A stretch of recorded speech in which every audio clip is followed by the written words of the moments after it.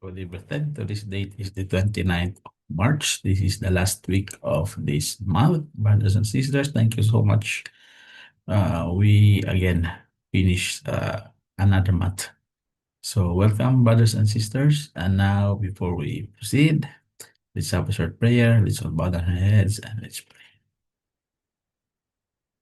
Our Father in heaven, Lord God, we would like to thank you, Lord, for this opportunity once again, as always, Lord, that we are here gathered together in your name as we celebrate this day with you, Lord, as our service will go through, Lord. We would like to ask your presence, Lord, and help, Lord, for us to absorb, understand, and comprehend all the things that we will be hearing today, especially in the preaching, Lord.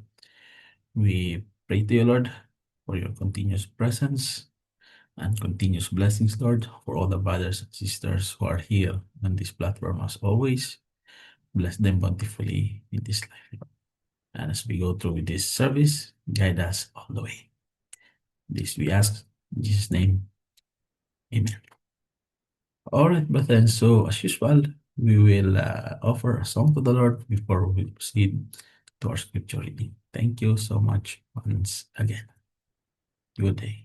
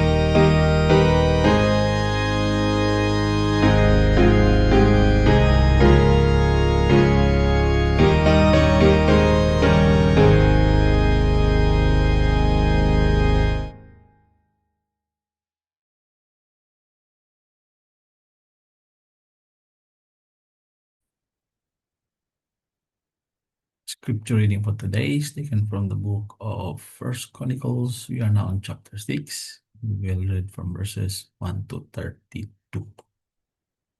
Divisions of the gatekeepers. First Chronicles chapter 26, verse 1. Concerning the divisions of the porters of the Korites was Meshelemiah, the son of Kore, and of sons of Isaph. And the sons of Meshelemiah were Zechariah, the firstborn, Jediel, second, Zebadiah, the third, Jatniel, the fourth, Elam, the fifth, Jehohanan, the sixth, Elonai, the seventh. Moreover, the sons of Obed-Edom were Shemaiah, the firstborn, Jehozabad, the second, Joah, the third, Sakkar, the fourth, and Nethaneel, the fifth. Amiel, the sixth, Issachar, the seventh, Peothai, the eighth, for God blessed him. Also unto Shemaiah, his son were sons born, that ruled throughout the house of the father, for they were mighty men of valor. The sons of Shemaiah, Othni, and Raphael, and Obed, Elzabad, whose brethren were strong men, Elihu, and Simachiah. All these are the sons of Obed-Edom, they and their sons and their brethren, able men for strength for the service, were threescore and two of Obed-Edom. And Meshelemiah had sons and brethren, strong men, 18. Also Hosah of the children of Merari had sons, Simri the chief. For though he was not firstborn, yet his father made him chief. Hilkiah the second, Tibaliah the third, Zechariah the fourth. All the sons and brethren of Hosah were 13. Among these were the divisions of porters, even among the chief men, having wards one against another to minister in the house of the Lord. And they cast lots, as well as the small as the great, according to the house of their fathers, for every gate. And the lot eastward fell to Shelemiah. Then for Zechariah his son, a wise counselor, they cast lots, and his lot came out northward. To Obed-Edom southward, and to his sons the house of Asupim. To Shupim and Hosah the lot came forth westward with the gate Shalechet by the causeway of the going up, ward against ward. Eastward were 6 Levites, northward 4 a day, southward 4 a day, toward Asufim 2 and 2. And Parbar westward 4 at the causeway and 2 at Parbar. These are the divisions of the porters among the sons of Kore and among the sons of Merari. Treasurers and other divisions. Verse 20. And of the Levites, Ahijah was over the treasures of the house of God and over the treasures of the dedicated things. As concerning the sons of Ladan, the sons of Gershonite Ladan, chief fathers, even of Ladan, the Gershonite were Jehieli. The sons of Jehieli is Zetham and Joel, his brother, which were over the treasures of the house of Lord, of the Amramites and Asherites and Hebronites and Uzzielites, and Shemuel, the son of Gershom, the son of Moses, was ruler of the treasurers. And his brethren by Eliezer, Rehabiah his son, and Yehashai his son, and Joram his son, and Sikri his son, and Shelomith his son. Which Shelomith and his brethren were over all the treasures of the dedicated things which David the king and the chief fathers, captains over thousands and hundreds, and the captains of the host had dedicated. Out of the spoils won in battles did they dedicate to maintain the house of the Lord. And all that Samuel the zeal, Saul the son of Kish, and Abner the son of Ner, and Joab the son of Zeruiah had dedicated, and whosoever had dedicated anything, it was under the hand of Shelomith and of his brethren. Of the Israelites, Shenaniah and his sons were for the outward business over Israel, were officers and judges. And of the Hebronites, Hashabiah and his brethren, men of valor, 1,700, were officers among them of Israel on this side Jordan, westward in all the business of the Lord, and in the service of the king. Among the Hebronites was Jerijah, the chief, even among the Hebronites, according to the generations of his fathers. In the 40th year of the reign of David, they were sought for, and there were found among them mighty men of valor at Jasher of Gilead. And his brethren, men of valor, were 2,700 chief fathers, whom King David made rulers over Reubenites and Gadites, the half tribe of Manasseh, for every matter pertaining to God and affairs of the king. This is the word of the Lord. Thanks be to God.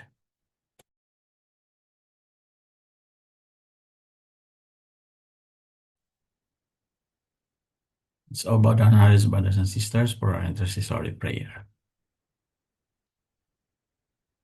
Our Father in heaven, Lord God, we are coming to you once again, Lord, as we would like to extend all our prayers, Lord, all those things that we ask from you, Lord, all those things that we pray to you, Lord, including those unspoken prayers, Lord. You can see it in the whole of us. You can see our hearts, our minds, the whole of us, Lord.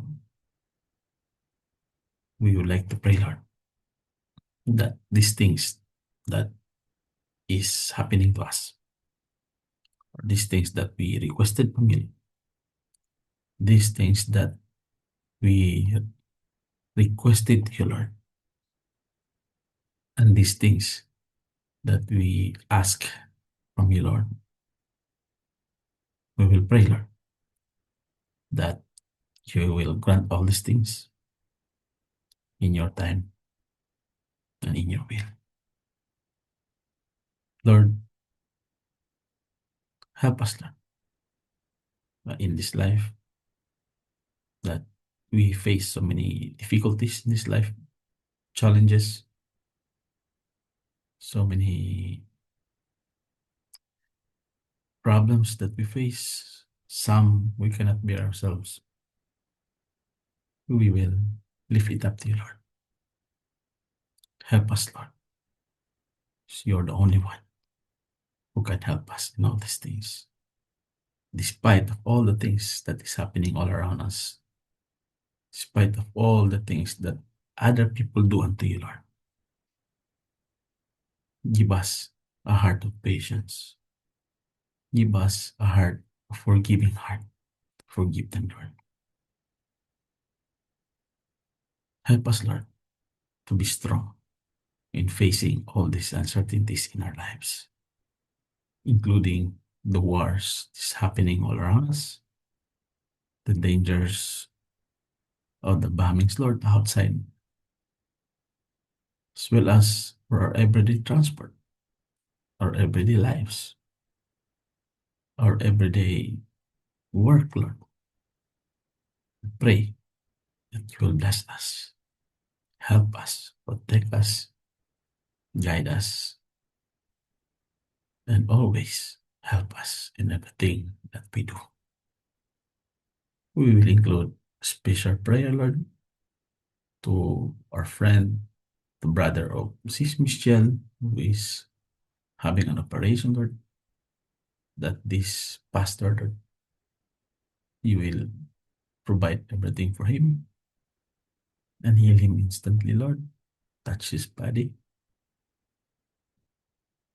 Bring him back, Lord, in your church to serve you. To serve you, Lord. To give service to you. Thank you so much, Lord, for providing everything to him. And we continue to pray, Lord, that you will continue to bless him, continue to fight for him, that all the problems arising, Lord, will be solved as per your will, as per your time.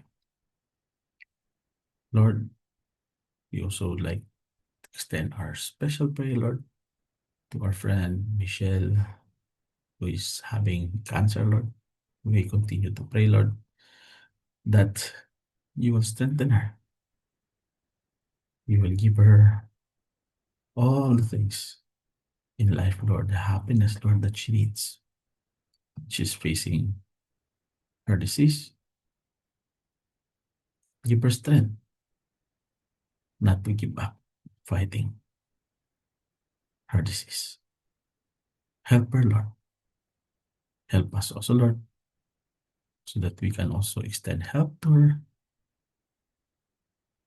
Even only we can help emotionally, we can help him, her, not in physical, Lord. Help us, Lord. Give us wisdom, this knowledge to let her happy. Bless also, Lord, for Sis Mar's father who just passed away. Continue to pray, Lord, that you will accept him in your kingdom, as well as Brother JP, who is also settled now in the Philippines, Lord. We also pray, Lord, that you will also accept him in your kingdom. Lord, help us in our jobs. There are opportunities that come to us, Lord, despite of all the challenges also coming the way, Lord. We continue to pray, Lord, to help us in our walk in this life. We may meet so many challenges in this life, but you are there as always. Thank you so much, Lord, for all your support, your help, including all our families in the Philippines, everywhere, Lord. We pray, Lord. We pray, Lord, that you will bless us in this life.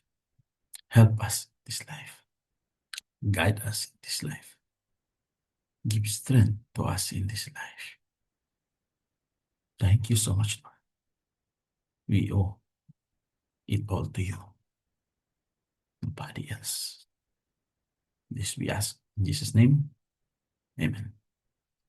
All right, brethren, now we will proceed to the preaching for today. Thank you so much once again.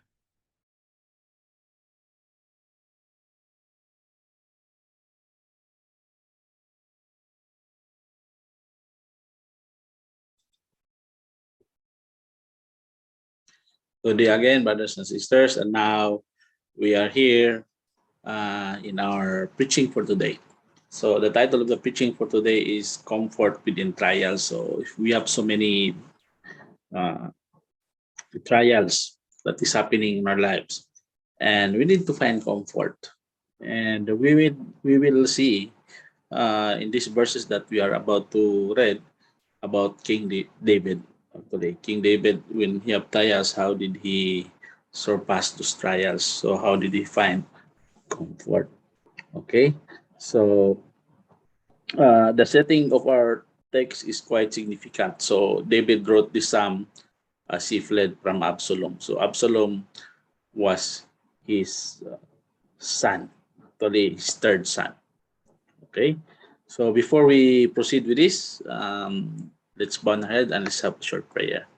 Our Father in heaven, Lord God, I would like to pray, Lord, that you will give me knowledge and wisdom, Lord, for this preaching to be expressed, Lord, to all who will listen and watch this preaching, Lord, that this preaching will give them the blessing as well as the knowledge and wisdom, Lord, to have comfort when we have trials, Lord, in this world.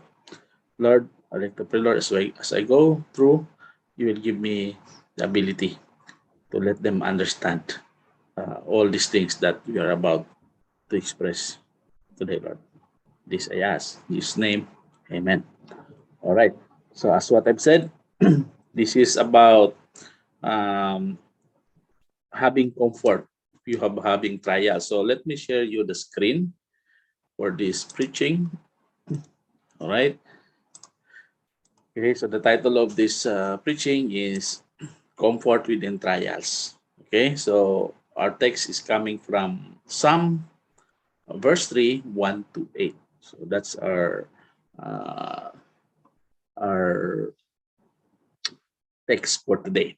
Okay, so here, as what I've said, this is the setting is quite significant. So this is about King David when he flee or fled from Absalom, his son, because his son revolted against him. And we know that Absalom was his son, third son actually, and actually Absalom killed also the first son of David, actually half brother of Absalom, first son of David, Arnon, Amnon, yes, Amnon. So he was also killed by Absalom. And later on, Absalom revolted against his father, King David. So this is the setting when King David fled from Absalom because he revolted against the kingdom. So King David fled from the kingdom. So this is the setting for this one.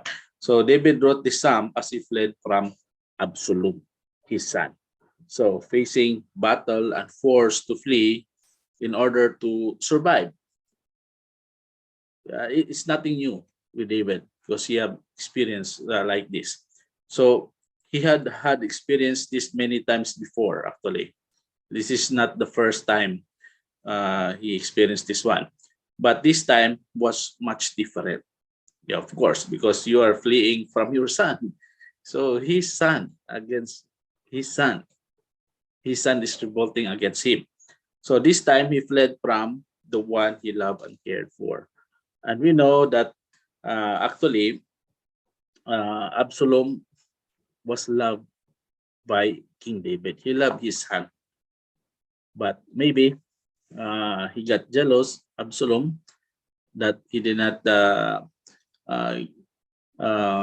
punish his half-brother Amnon, who committed crime to her sister. But see, he got jealous maybe.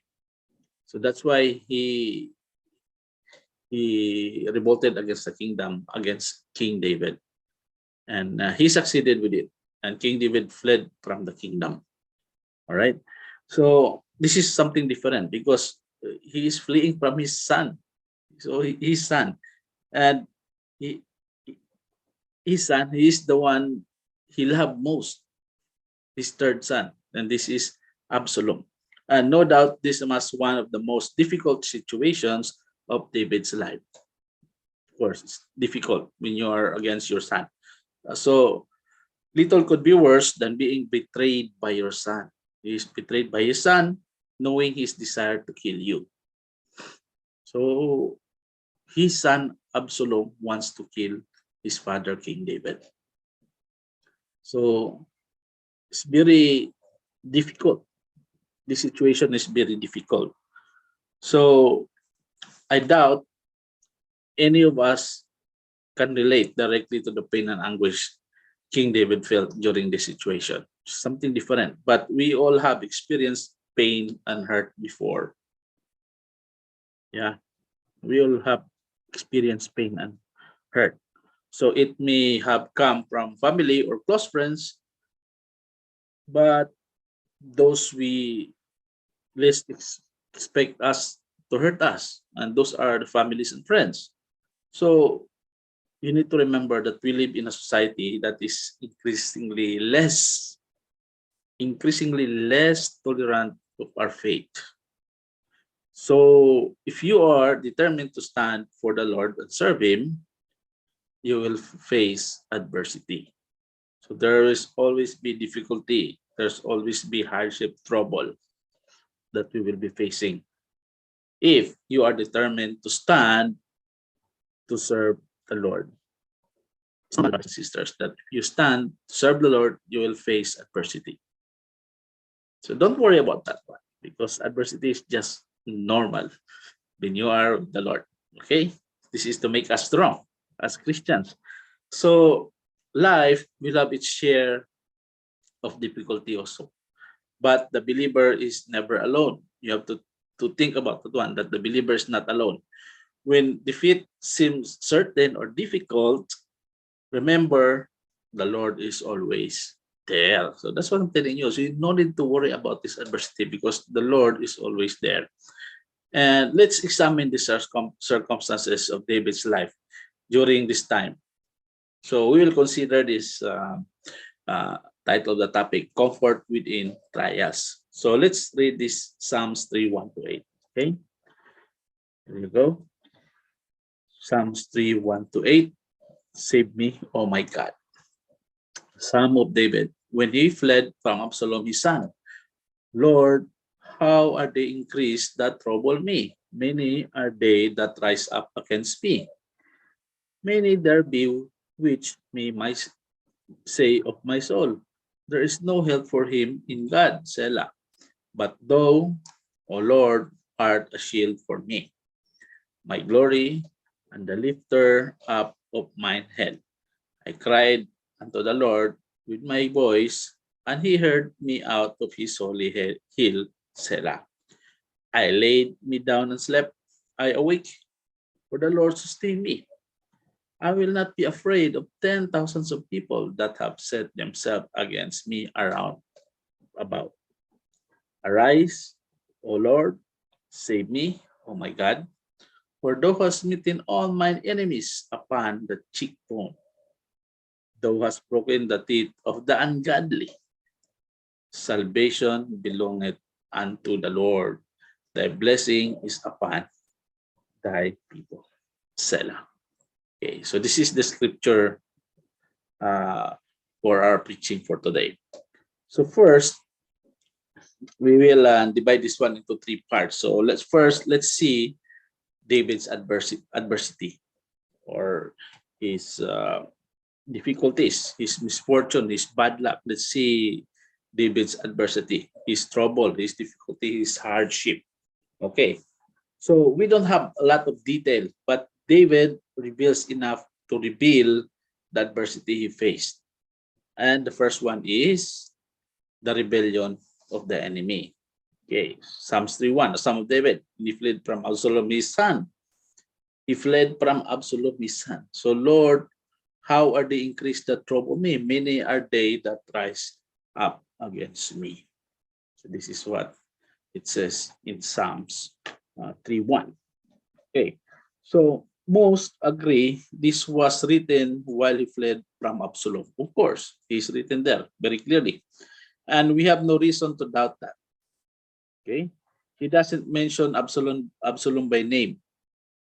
So it is impossible to know with certainty, but it is apparent David faced a rebellion. What I've said, this is what really in the history also, it was known that Absalom rebelled against his father, King David. Right. So this wasn't just a minor disagreement within the kingdom.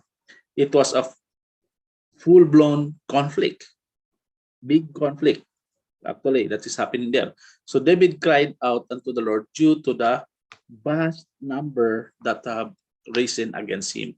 That's what is written here. Many are they that rise up against me. So that time he was the king of Israel, and yet he faced rebellion from within.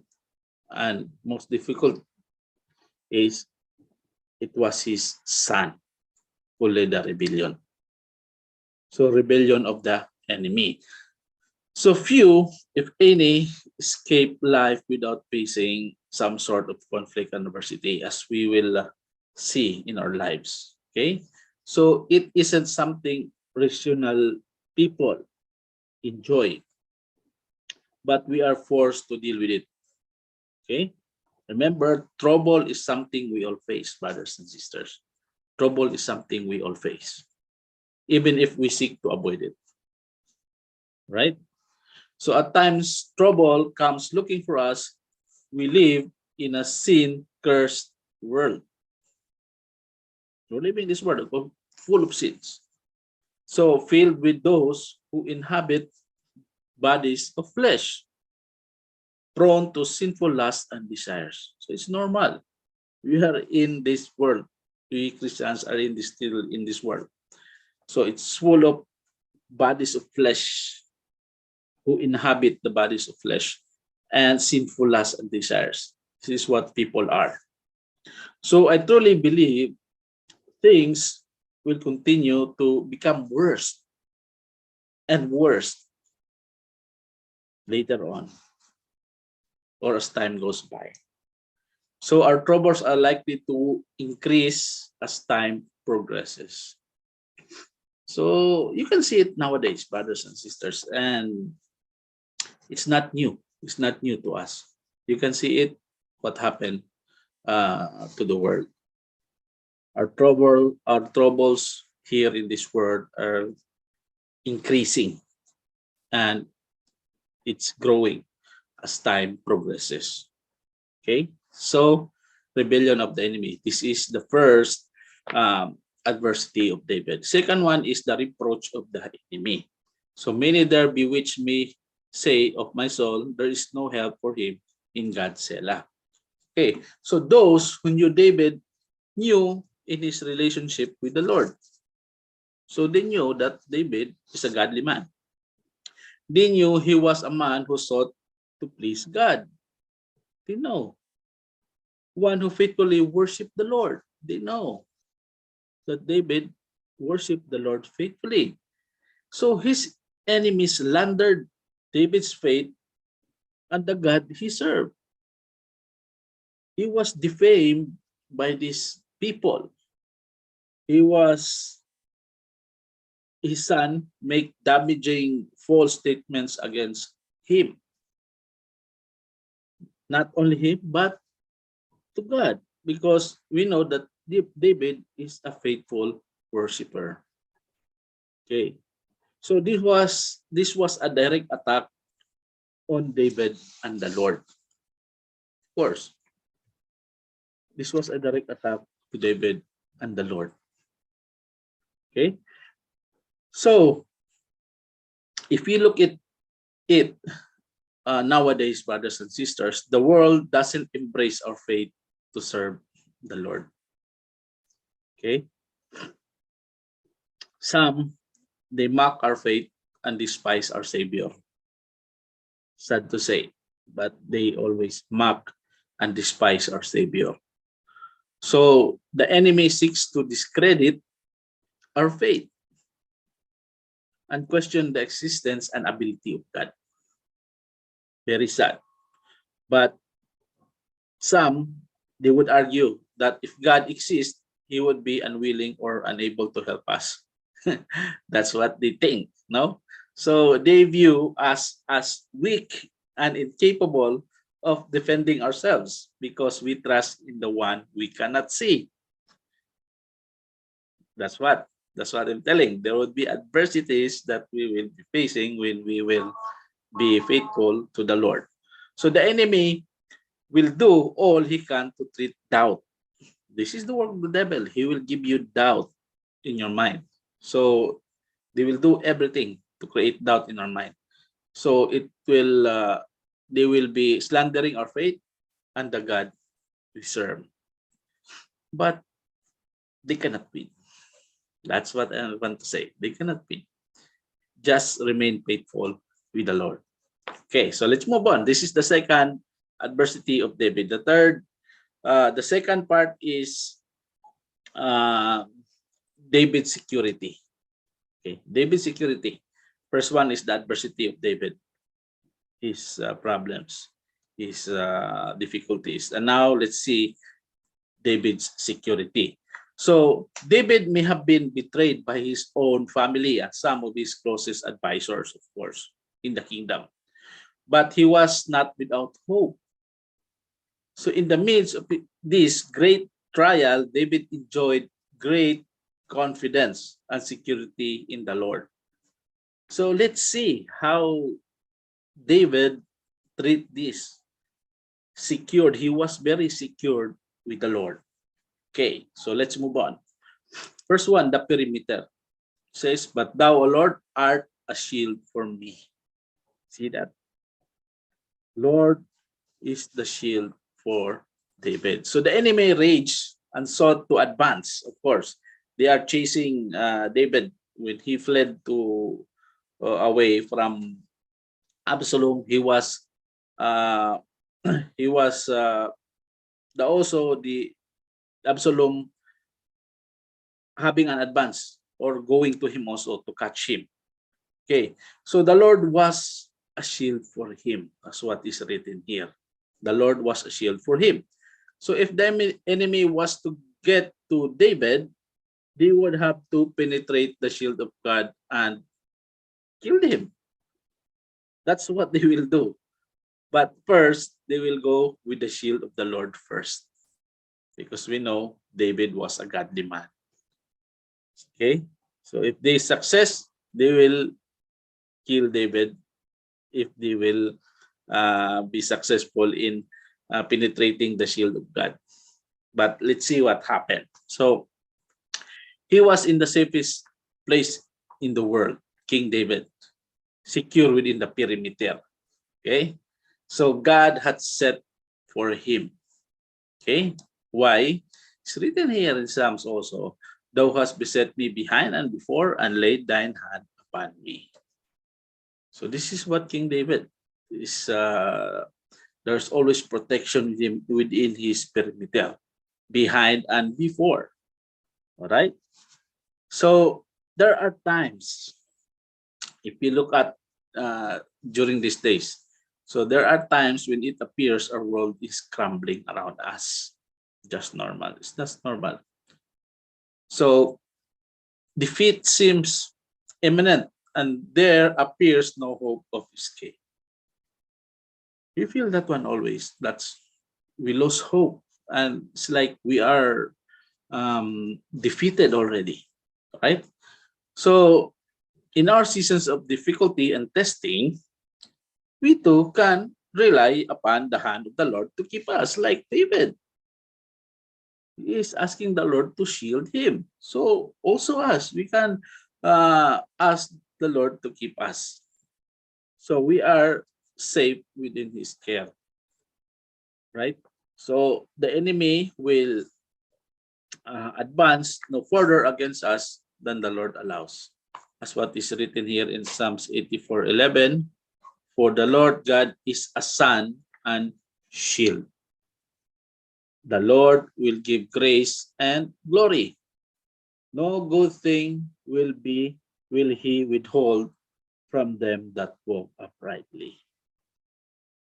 Clear as that the Lord God is the sun and shield. The Lord will give grace and glory for those who walk uprightly. So keep your post. Stand up for the Lord. Keep being a Christian. Keep your feet on the ground. It's not the end because we still have the Lord. He is the shield. All right. Okay, so let's go to the second point for David's security, and it is the provision. Verse 3, "But thou, O Lord, art a shield for me, my glory and the lifter up of mine head." Okay. So what grace we discover here? David was defended by the Lord and sustained by him as well.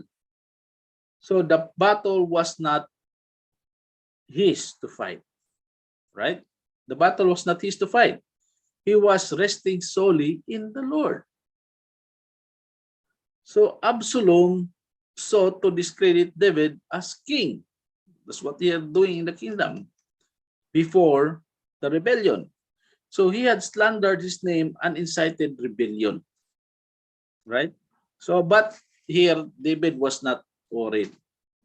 God alone was David's glory, and he knew that God would defend him in every day.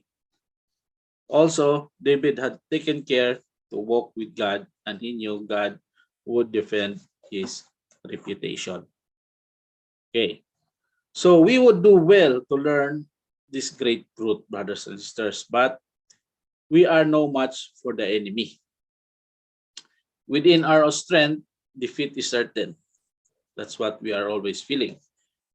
What we need to do is we need to rely on the Lord and allow him to fight our battle for us. Simple as that. We will rely on the Lord and allow him to fight the battle for us. If you feel you cannot fight anymore, we still have the Lord. He is the last chance that we have. He will fight the battle for us, right? So I don't care. I do care. I do care what people think of me, but I never want to reproach upon the Lord. And I realize he alone is the only thing I can depend on. Only God I can depend on. If I am already in my deepest failures or deepest troubles in my life, there's only one that I can depend on, and that is the Lord. So if there is any glory in our lives, it belongs to God, who gave it, of course. So if we will take care to walk with him, guarding our character, God will take care our reputation. Okay? He will lift up us among our enemies. The provision. All right? And let's see, letter C, the prayer. This is what David prayed. I cried unto the Lord with my voice, and he heard me out of his holy hill, Selah. Okay, so David enjoyed a close relationship with the Lord. He was a man of prayer and fellowship with God. This was not a last resort for him, or effort. So in hopes God would respond, David cried out unto the Lord in full assurance that his prayer would be heard. See that? That's the secret there. He's assuring himself that God will hear his prayers. So he knew the battle was too great to overcome alone, and he sought the Lord's help and guidance. He asked the Lord for the help and guidance, although this battle is gonna be very difficult for him. So if you look at it on our side, most of us are aware of the power and benefit of prayer. We all know the power and benefit of the prayer. But the question is, do we pray as we should? We should ask that one ourselves. So are we confident in the Lord's ability as David was? That's a big question. So do we regularly commune with God, or is prayer viewed as a final effort when all other options have been exhausted? That's another question. Are we encouraged to pray without ceasing? Wherein the Bible says that we should pray without ceasing. This is what the Bible encourages us to pray without ceasing. So we should be in our continual state of prayer, brothers and sisters, seeking the Lord daily about every situation of our lives. So the struggles we face are much too difficult to overcome apart from the Lord. So let's be like David, walking with the Lord in such a way that enjoy confidence he will hear when we pray. Have confidence, brothers and sisters, that the Lord will hear our prayer. All right? That's what we should do. Prayer. Next one, the peace. Says here, I laid me down and slept. I awake, for the Lord sustain me. I will not be afraid of 10,000s of people, but have set themselves against me around about. Okay? Excuse me. All they have COVID. So I hope I don't have COVID now. All right, but it's okay. This is what I call the battle, and it's fine because I know God is with me, and I will be okay, and I will not be uh, uh, given difficulties that I cannot overcome. Right. So let's move on. The peace. Okay. So that might seem unusual for one who had fled of his life. But David had full confidence in the Lord. So we can see here that David sleep at night. He is still able to sleep at night, knowing the Lord will keep him. Okay. So he woke safely in the morning. So he have this confidence, brothers and sisters. The enemy was advancing in large numbers. He knew that one. David knew that one, that they are advancing in large numbers. But David was not afraid. Okay. He was not afraid. He was never afraid. He sought the Lord in prayer, leaving the battle unto the Lord, and he enjoyed perfect peace in the midst of great adversity. So if you put it on ourselves nowadays, often our lives are plagued with senseless worry. This is what I'm telling now. Worrying is also sin. We always worry. Our lives are often plagued with senseless worry. There is much we face, and yet there is little we can do about it, right?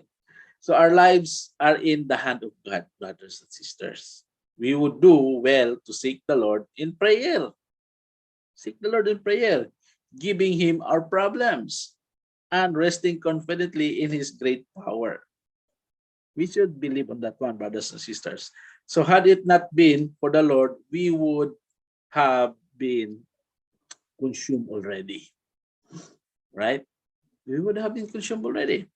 But he keep us safe. Thus far, we are confident that he will see us through all these things. So what we have to fear when the Lord is on our side? Nothing. We should not fear when the Lord is on our side, brothers and sisters. And what happened here? The last part, David's victory. So in these verses, David speaks of certain victory in the Lord, right? So the first one is his reliance. Arise, O Lord, save me, O my God. In verse 7. So again, we see David's complete reliance on the Lord. Okay, he relied everything to the Lord. He was not planning to fight this battle. Okay, he was depending solely on the Lord to depend and keep him. He had no doubt God would meet his need. So how King David do this one?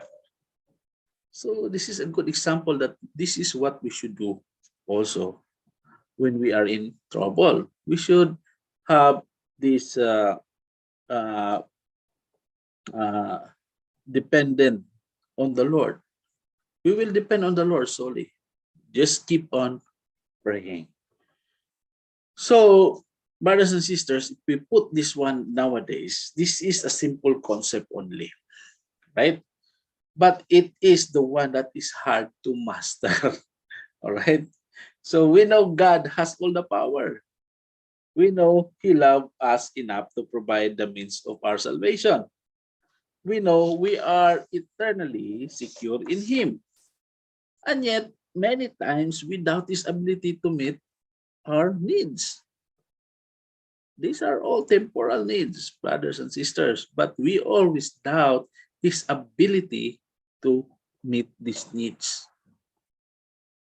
So we are aware that we will never make it apart from the Lord. Were it not for his great mercies, I would never survive this long. We need to place our complete trust and faith in the Lord, relying solely upon him to carry us through. Right? His reliance. And second, his restraint. For thou hast smitten all mine enemies upon the cheekbone, and thou hast broken the teeth of the ungodly. See that? This is what the Lord will do. He will fight for us. All right? So, David wasn't expected to fight the battle, and he never intended to. He knew the Lord had delivered him thus far, and he was determined to allow the Lord to fight this battle as well. So David was a man of power and influence. But he knew his power paled in comparison of that of the Lord. Right? He was nothing against the Lord. He was nothing if we compared to the Lord. Rather than going it alone, right? You know, he had power, but rather than going it alone, he decided to trust in the Lord. So David exercised restraint and allowed the Lord to handle this situation. Okay, he allowed restraint and let the Lord handle the situation. So if we can see it in our lives nowadays, many times our lives would enjoy greater victory, avoiding senseless conflict. So if we allow the Lord to fight our battles, that's the only thing. We can avoid senseless conflicts, and we will be in victory if we allow the Lord to fight our battles. Often it is best to pray and give the Lord time to respond and deal with situations of life.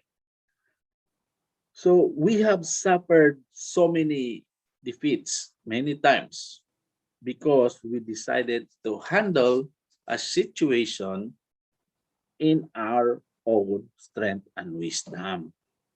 That's why, rather than praying and letting the Lord to take care of it, that is where we fail always.